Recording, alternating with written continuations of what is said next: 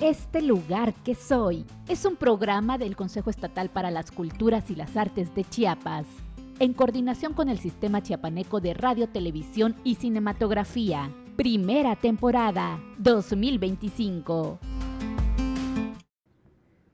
Hola, ¿qué tal, amigas, amigos? Bienvenidos, bienvenidas aquí a este lugar que soy, este programa que se hace en coordinación con el Sistema Chiapaneco de Radio, Televisión y Cinematografía y también con Coneculta, el Consejo Estatal para las Culturas y las Artes de Chiapas. Su amiga Guadalupe Gordillo, como siempre en este programa, en este lugar que soy, estoy muy bien acompañada el día de hoy de grandes personalidades. Por supuesto, cada programa ya sabe que se hace con mucho amor desde el corazón, como este lugar que soy, eso que hace referencia a este verso de Rosario Castellanos, esta gran escritora chiapaneca, que bueno, que vamos a platicar con ella más adelante con nuestro invitado del día de hoy, que es el geógrafo y promotor cultural Roberto Ramos Maza. Bienvenido a este lugar que soy, mi querido maestro, amigo y de verdad un personaje reconocido aquí en Tuxtla Gutiérrez. Muchas gracias, para mí es un placer estar contigo en este programa y sobre todo hablar como de tantas cosas que tenemos que hablar de la cultura de Chiapas, de la diversidad cultural de Chiapas. Claro, pero antes de que entremos en materia, hablando de esta gran diversidad de las culturas que hay en el estado de Chiapas, pues ¿quién es Roberto Ramos Maza? ¿De dónde viene? Sabemos que eres tuxtleco. Soy tuxtleco, Ajá. Efectivamente, curioso. Muy curioso. Muy curioso. ¿En qué colonia naciste? Nací en el centro de la ciudad, a la sombra del templo de San Marcos. No puedo negar que soy tuxtleco. Ajá, no puedes negar. No puedo negar que soy Hijo tuxtleco. de grandes padres, ¿no? Pues sí, hijo de Arturo Ramos, que fue uno de los pioneros de las librerías en Tuxtla Gutiérrez, librero, periodista, librero. Tuvo otras actividades también, pero efectivamente un personaje que también curioso, curioso para tener mayores conocimientos, y de Trinidad Maza, que era tuxtleca. Él no era tuxtleco, él era de Simojobel, mi mamá sí era tuxtleca, y descendiente, formando parte de una familia que giraba en torno a una figura, creo, muy importante de la sociedad tuxtleca de aquella época, que era mi bisabuela, la doctora Florentina Maza. Florentina Maza, sí, claro. ¿Y tu mamá qué hacía? Mi mamá básicamente ayudaba a mi papá en el la negocio librería, familiar, sí, en el negocio familiar, que era librería, revistería, papelería.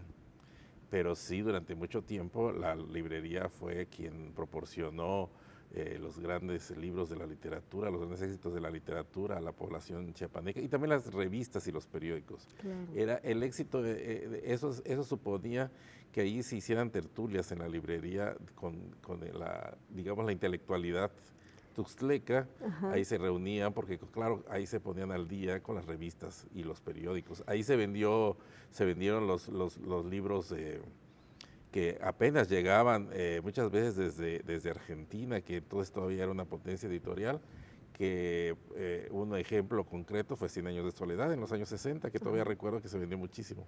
Sí, claro que sí, como pan caliente. Sí, casi podríamos decir sí. Oye, Roberto, ¿cómo es la infancia de un niño que creció entre los libros y rodeado de intelectuales?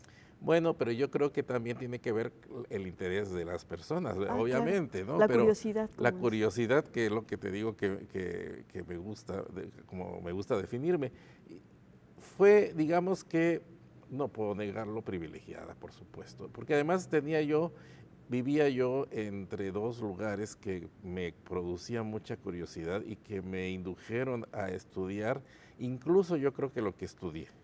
Como en la UNAM. Vivía yo entre el Museo Regional de Chiapas, que estaba en ese momento en donde ahora es la rectoría de la UNICACH, sí. y el río Sabinal. Wow.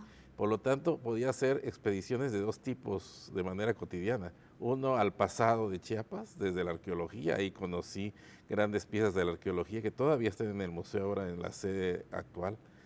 Y también el río, con todo lo que significaba, no solo como río, sino también el ámbito natural, plantas, animales, etcétera, ¿no? Con un ecosistema sano. Bastante más sano que lo que fue después, claro. Ya estaba en un proceso de deterioro, pero no había llegado a los niveles que llegó décadas después. pero sí eso me permitió ver como dos aspectos que me interesaron siempre y yo creo que me definieron. Por eso estudié lo que estudié. Eso te iba a preguntar, porque, creces, ¿a qué intelectuales conociste entre los libros? Bueno, conocí a muchísima gente. Conocí, por ejemplo, en el caso de los escritores locales muy reconocidos, pues a Heraclio Cepeda, que además era mi familia. Conocí a su esposa, que todavía está con nosotros, Elba Macías, pero también conocí a Carlos Olmos, el mayor dramaturgo chiapaneco, que desde muy joven se acercó a mi familia, a mi papá, mi hermana mayor, y platicaba de sus inquietudes teatrales. Conocí a toda la gente que participó en este ambiente teatral, ahora difícil de ver, que se daba en Tuxtla en los años 60. Y desde luego también a quienes estaban en las artes visuales, como el maestro Héctor Ventura, como el maestro Alaminos, a quienes también... que también tuvieron un alumno muy destacado que todavía está con nosotros, que es Reinaldo Velázquez. Y también, desde luego, a los arqueólogos de la Fundación del Nuevo Mundo que estaban trabajando en la zona arqueológica de Chiapa de Corzo, que también era uno de los puntos de interés de la época y de lo que se hablaba en ese momento en Tuxtla. Y también no conocí o no recuerdo haberla visto personalmente, pero... Mi madrina, una tía muy querida, tenía una gran amiga de la que hablaba siempre, que era su amiga Chayito, que era Rosario Castellanos. Porque Rosario Castellanos venía con frecuencia a Tuxtla, aquí había trabajado, había sido bibliotecaria del ICACH, y venía con frecuencia a Tuxtla porque tenía varias amistades, grandes amistades, entre ellas precisamente mi tía. Y su otra gran amiga, doña Carmita Duvalier, esposa del poeta Armando Duvalier, que había sido incluso el fundador, uno de los fundadores del Museo Regional y también fundador en Chiapa del Museo de la Laca, y reconocido también por su obra literaria. Claro. Oye, y entonces te vas a estudiar geografía a la UNAM, a la Ciudad de México. Sí. ¿Cuánto tiempo estuviste allá? En la Ciudad de México he estado durante varias épocas. En la época de estudiante pues estuve por lo menos 5 o 6 años. Estudié en la Facultad de Filosofía y Letras, donde está Geografía, sigue estando allí, por cierto. A veces parece raro que esté allí, pero no hay que olvidar que la geografía, si bien tiene que ver con la cuestión del paisaje natural, sí tiene que ver mucho con la gente que vive en ese paisaje natural, ¿no? Entonces, por eso está allí todavía. Así que estuve en la UNAM, donde estudié geografía, pero donde inicié, digamos, mi carrera en la promoción cultural, porque mi primer trabajo fue en la Dirección de Difusión Cultural. Mis primeros 2 trabajos, uno en el departamento de radio y otro en el departamento de teatro, lo cual, claro, contribuyó a mi interés más todavía por ese aspecto, por la dramaturgia. Claro, pero las dos artes hablan de, bueno, por un lado la comunicación y la otra la expresión. Sí, claro. Y de todas maneras, desde radio, pues tenía yo contacto con todas las áreas de la Dirección de Difusión Cultural de la UNAM. Fue el primer lugar donde trabajé y lo cual lo agradezco mucho, porque claro, no fue una escuela formal en el sentido de que no me gradué allí, pero me dieron todas las tablas, las bases para muchos trabajos que después he tenido que tienen que ver con la promoción cultural. ¿Regresas a Chiapas después? Regresé a Chiapas, sí, y aquí empecé a trabajar primero en áreas más apegadas a la geografía, que de hecho en ese momento del regreso tengo una experiencia que también es muy importante, que es haber participado en la creación del plan operativo Tacaná. El Tacaná amenazó con hacer erupción, hizo una pequeña erupción, no fue mayor, en el 86. Y ahí en esa creación de ese plan para salvar a la población ante un desastre, participé y eso fue también una gran experiencia. Claro, recuerdo las cenizas. Bueno, cayeron las cenizas en el estado. No fue. ¿O en Comitán? Sí llegaron. Posiblemente, pero las cenizas se debieron sobre todo al Chichón. Que la experiencia del Chichón fue lo que motivó que hubiera tanta preocupación cuando el Tacaná en 86 estuvo a punto. De hecho, sí hizo una pequeña erupción, no fue mayor, no pasó a mayores, pero sí expulsó material, sí abrió un pequeño boquete donde surgía una fumarola que era visible desde lejos y que además no hay que olvidar que sigue siendo un volcán activo. Ajá. Por eso, bueno, tengo mucha, me gusta mucho el Tacaná por esa experiencia personal que me permitió además conocerlo, acercarme a él. Me gusta mucho la cuestión de los volcanes, pero además me gusta mucho cuando descubrí que otro de mis puntos de interés tenía que ver con el volcán Izapa, que me parece que es una zona arqueológica que no hemos entendido y dado el valor que merece. Está orientada en su trazo urbano al Tacaná. O sea, el Tacaná es el referente de la traza urbana de Izapa, que es una de las ciudades más antiguas de Mesoamérica. Eso también me gusta mucho, y esa conjunción también nos habla justo de la geografía, el paisaje. La combinación entre el paisaje, los elementos naturales y los elementos culturales que conforman todo el escenario donde vivimos, ¿no? Claro. Oye, sí, porque voy a ir y regresar un poco con tu profesión, porque yo te recuerdo moviéndote para el Bicentenario de Chiapas, y tengo un libro en mis manos que hiciste favor de obsequiarme, en el que empiezas hablando de qué significa Chiapas y en dónde está situado. Y entonces, la geografía del estado, ¿cómo la ves? Tenemos un cañón del Sumidero, tenemos...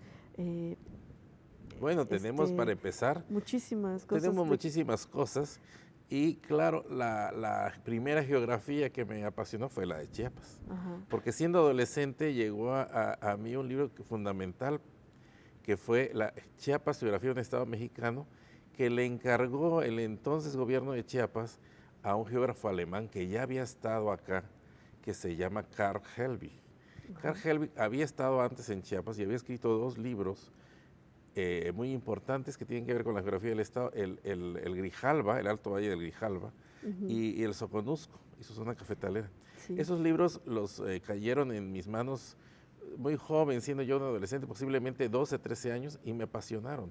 Me gustaron muchísimo, y luego todavía siendo muy joven hizo este libro en los años 70, y ha sido de los mejores libros que he tenido en las manos, porque además podría decir que no solo me definió profesionalmente, sino yo creo que las personas vamos haciendo también una construcción de nosotros mismos, sí. Y este libro de la geografía de Helbig, de alguna manera, es uno de los libros decisivos que influyó en mi bibliografía personal, digamos. Claro. ¿No? Oye, vamos a ir a una pequeña pausa, pero vamos a dejar esta pregunta porque la promotoría cultural la has fusionado perfectamente con tu profesión. Sí. Con la geografía. Vamos a una pequeña pausa y regresamos aquí en este lugar que soy. Y bueno, estamos de regreso aquí en este lugar que soy. Estamos platicando con Roberto Ramos Maza, quien es geógrafo y promotor cultural, y estábamos platicando acerca de cómo fusiona la geografía con la promotoría cultural. Pues bueno, porque pareciera en un principio una primera aproximación que no tiene nada que ver, pero tiene todo que ver, porque finalmente la geografía es la distribución de ciertos fenómenos y hechos físicos, sociales, culturales en un determinado territorio. Y si algo se distribuye en el territorio son precisamente las culturas, ¿no? Claro. Y Chiapas, a la diversidad natural que me ofrecía desde este interés estrictamente del medio ambiente, me ofrecía también una enorme diversidad cultural. Y eso me sorprendió, porque efectivamente había muchas maneras de ser de Chiapas o de ser chiapaneco, claro. Estando en la costa, en los altos, hablando un idioma u otro. Eso siempre me ha gustado de Chiapas. ¿Cuántas regiones tenemos?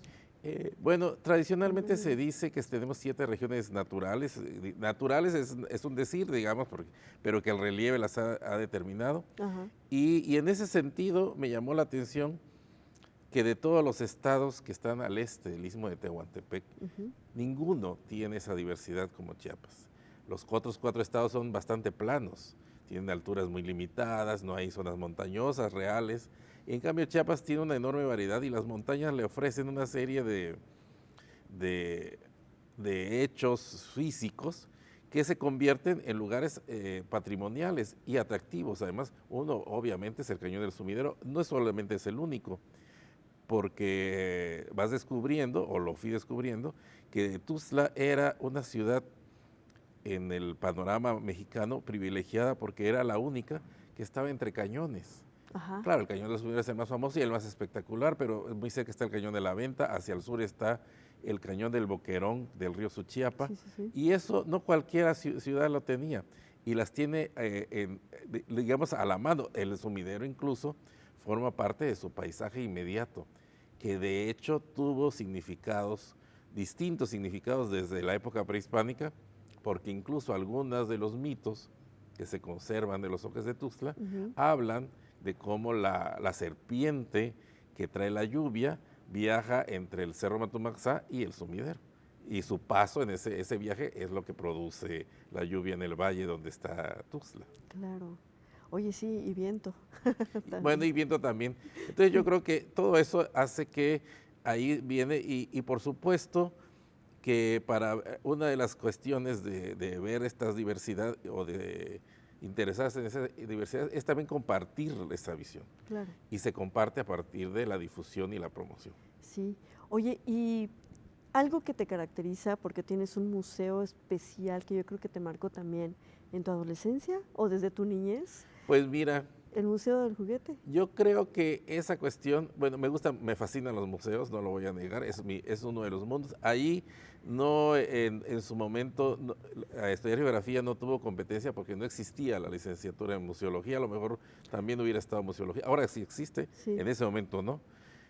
Sí he estudiado varios cursos al respecto de la museología, es un mundo que me gusta muchísimo, y en el caso de los juguetes, esta tiene que ver con una cuestión de personalidad que es el coleccionismo, Bien. que no se sabe cuándo nace. ¿Cuándo empieza, no? Cuando empieza, lo que sí puedo decir es que no me deshice de mis juguetes de niño y ese es el origen de la colección, Claro. el hecho de haberlos conservado. Y estamos hablando de qué juguetes Ah, bueno, hay muchos. de niño. ¿Desde Bueno, el trompo, el valero o bueno, no, pasamos esos por- no, esos los tengo más a posteriori, porque en ese momento no era yo tan bueno para esos juegos tradicionales, pero sí hay los juguetes de construcción. Ah, ok. No exactamente el Lego, que El Lego. no había en México en ese momento, pero sí otros que eran similares, que venían de Alemania, por cierto, y esos son de los juguetes que más me apasionaron y que son de los que conservo, por cierto. Y conservo muchos más. Conservo también los discos de Viewmaster, que era para ver incluso películas que no eran fijas, era a través de películas que se iban pasando, de fotos fijas que se iban pasando, pero que también me abrieron ahí toda una serie de posibilidades de culturales, ¿no? Y agradezco que me haya enseñado que el mundo es muy amplio Claro. y diverso, y que también es nuestro en general, ¿no? Que finalmente es un solo planeta Así es. Y que lo habitamos. y que lo habitamos, claro. Oye, y entonces van desde juguetes, desde carritos, pasando por las Barbies, pasando... Sí, las Barbies llegaron tardíamente, pero Los porque la base son luchadores. los juguetes que tuve, Ajá. pero ahora sí hay muchas porque me han hecho el favor de hacerme donaciones, cosas que agradezco mucho, Ajá. y porque la idea es que al final el museo se convierte en un lugar público para que lo pueda ver la gente de Tuxtla y la gente ¿Y que dónde visite podemos Tuxtla. apreciar este museo? Por ahora no está se ha expuesto en el Museo Regional de Chiapas. Ok. Espero que haya próximamente otra exposición, pero por ahora nada más es virtual. El museo tiene un sitio de Instagram que se llama Museo Conejo del Juguete, también uno de Facebook, y ahí pueden verlo, y siempre trato de ir subiendo, no siempre tengo el tiempo, pero siempre trato de ir subiendo para que además vean la diversidad, porque los juguetes son artefactos culturales muy importantes, porque Marcan épocas. hablan de épocas, de modas, de aspiraciones, de circunstancias, ¿no? O sea que se puede hacer muchísimas interpretaciones a un objeto que tiene además como principal objetivo un derecho humano, el derecho al gozo. Bien, habla muy bien de eso. Sí, claro. Oye, y ahorita representas la preservación, ¿no? A través de la Dirección de Patrimonio. Platícanos un poco acerca de eso, cómo ves a Chiapas y qué es lo que se tiene que mantener o preservar. Yo creo que esa riqueza cultural que nos caracteriza es algo que nos debe sentir orgullosos. Debemos, uno, de conocerla. El primer punto es conocer, porque cuando no se conoce, difícilmente se quiere. Y entonces, en ese sentido, la difusión es muy importante. Sí. pero también hay que tomar medidas para la conservación, porque yo creo que es muy, como todas las personas, también los territorios tienen que conservar una cierta identidad, una cierta personalidad, para hacer cosas diferentes, incluso soluciones diferentes a problemas similares. Sí. Y eso se parte un poco del patrimonio. El patrimonio nos dice qué somos y cómo nos ven los demás y cómo queremos que nos vean.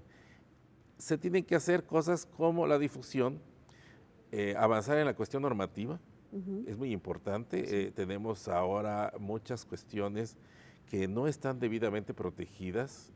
Todo el siglo XX, por ejemplo, produjo muchísimo arquitectura, pintura, escultura, etcétera, que no está considerada en las leyes actuales del país, que en ese sentido el Estado tiene que avanzar. En ese siempre pongo el ejemplo de que la que yo considero que es la segunda ciudad que tiene mayor patrimonio construido de Chiapas, Tapachula, no tiene ninguna normatividad para proteger su patrimonio, a pesar de que ninguna otra ciudad, con la excepción de San Cristóbal, tiene tanto patrimonio construido. Yo creo que urge sí ese aspecto. Una política pública. Efectivamente, ¿no? que tenga que ver con la cuestión normativa. Ajá. Y por supuesto la difusión, y en la difusión entra por supuesto el mundo de los museos, porque los museos son los recintos, los contenedores. Que son la parte material, ¿no? Del patrimonio que se puede ver, pero que también nos vinculan directamente al patrimonio tangible, sí, porque son objetos básicamente, pero que también nos llevan al patrimonio intangible. Exacto. Un ejemplo de esto es la Casa Museo Belisario Domínguez en Comitán, que por cierto me gusta mucho porque el personaje me gusta mucho, que obviamente encontramos allí muebles, pero está también está también Belisario Domínguez y lo que hizo Belisario Domínguez. ¿No? O sea que… ¿Cómo empezó? De todas maneras, lo tangible nos lleva a lo intangible. Podemos hacer una exposición de recipientes tradicionales, por ejemplo, de Chiapas, y sabemos que allí se originaron o se hacían platos que obviamente no podemos ver porque son recetas, es conocimiento, pero que también el conocimiento es intangible, pero que sí se vuelve tangible a través de que se hace el plato y se come, o los utensilios que se usan. Claro, que se van enseñando, ¿no? De generación en generación. Eso es inmaterial. Es inmaterial, pero sí podemos… ¿Pero cómo se preserva? Pero, ¿Cómo? Bueno, ahí también está la preservación documental. Ok. Obviamente, ¿no? El conocimiento se hace a partir de la documentación. Y yo creo que eso es muy importante, e insisto, si no nos conocemos, nuestro amor propio no es tan fuerte y no podemos, ni como individuos, ni como sociedad, enfrentar muchos retos que nos ofrece finalmente la cotidianidad y el futuro. Claro. Yo creo que nos tenemos que conocer, y de ahí la importancia de la difusión del patrimonio. Claro. Oye, los carnavales, esta parte… Bueno, toda esa parte ritual, festiva, es muy importante también, porque también nos habla de historias. Claro. Aparentemente son cosas vistosas nada más, pero no. Tienen que ver con incluso cuestiones ancestrales. ¿Cómo se define, ahorita hablando de eso, es curiosidad personal, cómo se define que se convierte en una propiedad a nivel internacional, mundial, un patrimonio de esta… Bueno, en el caso del patrimonio, la UNESCO reconoce como patrimonio mundial tanto lo físico, lo construido, el aspecto material, tangible, como lo intangible. Tiene las dos categorías. En lo intangible está el conocimiento, las fiestas, incluso prácticas agrícolas, etcétera. Este es un proceso en el que a la UNESCO, que es parte de las Naciones Unidas, se lo presentan los gobiernos de los países para que se declare, y esa declaratoria implica, difusión mundial, y en esa difusión mundial puede derivar cuestiones de mantenimiento, normatividad, conservación, incluso aprovechamiento, porque finalmente todo patrimonio es eventualmente un atractivo turístico con la consecuencia que tiene la actividad en el sentido económico, de empleo y de ingreso. Y con todas las características culturales, ¿no? Que además ahí es parte de por qué debemos conservar. ¿Por qué nuestras ciudades no deben ser iguales? Porque vale la pena que nuestra gente conozca, como a las personas, insisto, que Comitán se conozca por lo que tiene patrimonio, porque en ninguna otra ciudad hay un templo de San Caralampio, por ejemplo. Por ¿no? ejemplo. O el templo de Santo Domingo, que es el templo principal, es solamente el de Comitán. Pero así todas las ciudades. Claro. Y yo creo que de ahí deriva la importancia. En este momento, nuestras ciudades, básicamente el paisaje urbano, está sufriendo algo un fenómeno que no se daba hasta hace poco. Hasta hace poco nuestras ciudades eran construidas mal o bien, el paisaje urbano, por autoridades y los ciudadanos de esa ciudad, ¿no? Claro. Mal o bien, feo, bonito, lo que quiera. Pero ahora estamos viendo cómo quienes están haciendo la imagen urbana son los grandes corporativos. Y eso es algo que no debería suceder en el sentido de que estamos haciendo que nuestras ciudades se parezcan demasiado. Se están apropiando a las ciudades cuando Del deberíamos paisaje ser los pobladores y los identidad. habitantes. Claro, y de la identidad. Yo creo que Tuxtla debe seguir siendo Tuxtla y no parecerse a ninguna otra. Igual Comitán, igual San Cristóbal, igual Tapachula, igual cualquier otra ciudad. Tener su propia riqueza. Su propia personalidad, claro. ¿Qué podemos esperar ahora de patrimonio, ahora que estés ahí? Pues hablando de esto, este tipo de cosas, estamos justamente trabajando en este tipo de cosas para que en la medida de las posibilidades institucionales se pueda avanzar sobre todo en la cuestión normativa, que me parece muy importante, es la base sobre la cual hacer otras acciones y políticas públicas, y la difusión que, insisto, sin conocer no vamos a cuidar. O sea, alguien que no lo conoce, no lo quiere y no lo cuida. Claro, definitivo. Y también intervenir un poco en que el patrimonio finalmente de Chiapas es chiapaneco, sin importar de quién dependa, ¿no? Entonces, esta es la colaboración también institucional con otras instancias federales, en este caso, que tienen que ver con la conservación del patrimonio. Claro. Pero que tienen los grandes museos del Estado, que ha hecho las declaratorias de las zonas de monumentos en Chiapa, Comitán y San Cristóbal, que estoy hablando básicamente del Instituto Nacional de Antropología e Historia, cuya labor es fundamental, pero que siempre el Estado tiene que participar en la medida de lo posible, porque finalmente es el patrimonio de Chiapas. Claro, sí, se tiene que respetar, ¿no? Exacto. Oye, pues muchísimas gracias, qué interesante conversación, ojalá podamos repetir, ¿no? Que podamos platicar de muchas más cosas cuando se logren esas políticas públicas tan necesarias para nuestro Estado. Muchas gracias. Por habernos acompañado aquí en este programa, ya saben, en este lugar que soy, que nos vemos muy pronto para pues seguir platicando con personalidades, ya saben, que están promoviendo la cultura, la historia y nuestra propia identidad aquí en el estado de Chiapas. Hasta la próxima.